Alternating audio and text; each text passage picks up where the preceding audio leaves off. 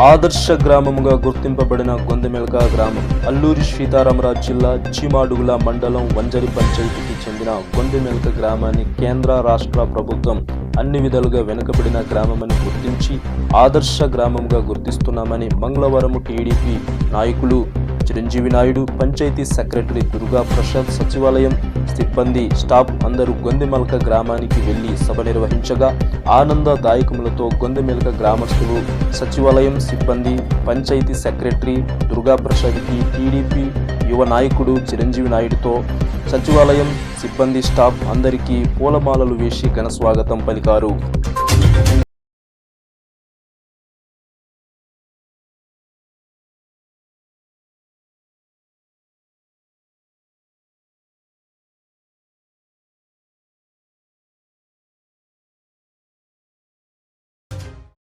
ఎన్నో ఏళ్లుగా మా గ్రామము అభివృద్ధికి వెనకబడి ఉందని, ఇప్పటి వరకు మా గ్రామానికి చాలా సమస్యలు ఉన్నాయని, డ్రైనేజ్, పీసీ రోడ్లు, వైద్యము, విద్య, నిరుద్యోగం ఇలా సమస్యలతో మా గ్రామము ఉందని, వ్యవసాయమే ప్రధానంగా నమ్మి ముందుకు సాగుతూ కాలము గడుపుతున్నామని గొందెమెల్క గ్రామస్తులు అన్నారు.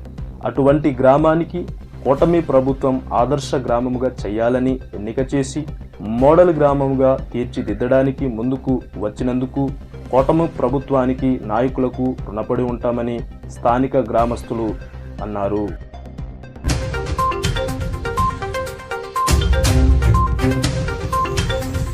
గ్రామ ప్రజలందరికీ, మహిళలకి, అలాగే యువకులకి, పెద్దల చిన్నలకి అందరూ కూడా మనస్ఫూర్తిగా పాదాభివందనలు తెలియజేస్తున్నాను. ఈరోజు మీకు ఒక మంచి అవకాశం. అంటే ఎప్పుడు మన రాష్ట్ర ప్రభుత్వం తెలుగుదేశం పార్టీ గెలిచిన తర్వాత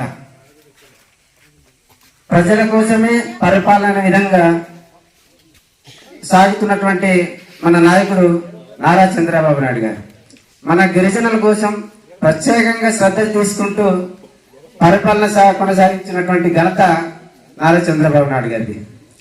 అంటే పరిపాలన విధంగా అనేక సంక్షేమ కార్యక్రమాలు ఇచ్చుకుంటూ మొన్నటి వరకు పెన్షన్లు ఇవ్వడంలో కానీ, 4,000 రూపాయలు పెన్షన్ ఇవ్వడంలో కానీ, అలాగే మరి తల్లికి వందనం ప్రతి పిల్లాడికి ఎంతమంది చదువుకుంటే అంతమందికి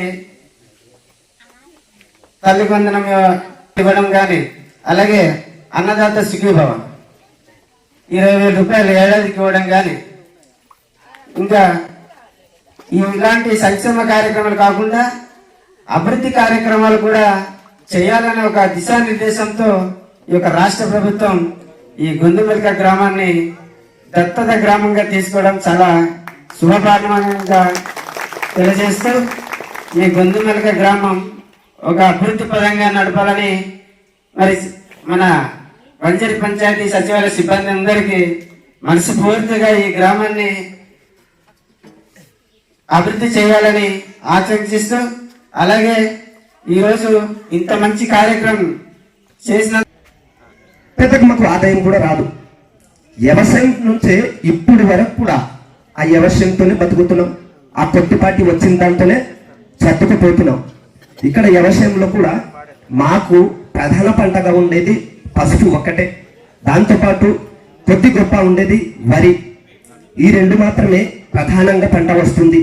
దీని మీద ఆధారపడి బతికే వాళ్ళము ఈ గొందెమెల్క గ్రామంలో.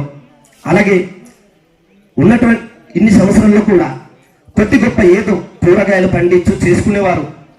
కొంత మేరకు పండేది. ఇప్పటివరకు అటువంటి కూరగాయలు కూడా పండటం లేదు. దానికి కూడా చాలా విధంగా ఇప్పుడు ఒక ఆదాయపూర్వకంగా ఎటువంటి ఆదాయం రావటం లేదు.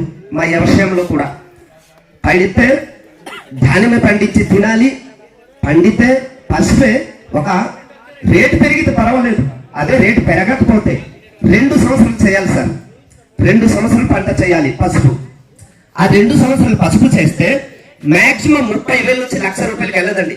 అది ఎంత గట్టిగా కష్టపడితేనే తప్ప 1,00,000 రూపాయలు వచ్చే అవకాశమే లేదు.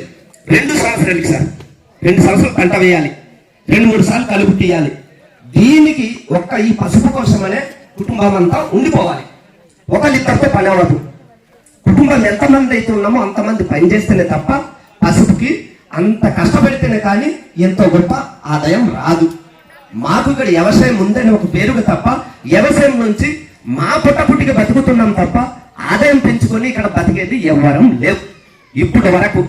అలాగే ఇప్పుడు మాకు పంట పండాలంటే ఏం లేదు, వర్ష దూరంగానే పండుతుంది. అది ఎప్పుడు వర్షం పడుతుందో తెలియదు, ఎప్పుడు వర్షం పడదో తెలియదు.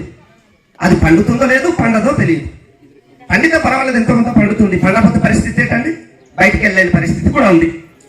పోనీ ఈ పసుపు పంట ఒకేసి వెళ్ళిపోదామా అంటే ఇదే పసుపు పంట మీద ఆధారపడి కొంతమంది వ్యాపారుల దగ్గర ఒక 50,000 లేకపోతే 20,000 10,000 వాళ్ళ దగ్గర అప్పులు తీసుకొని ఆ అప్పు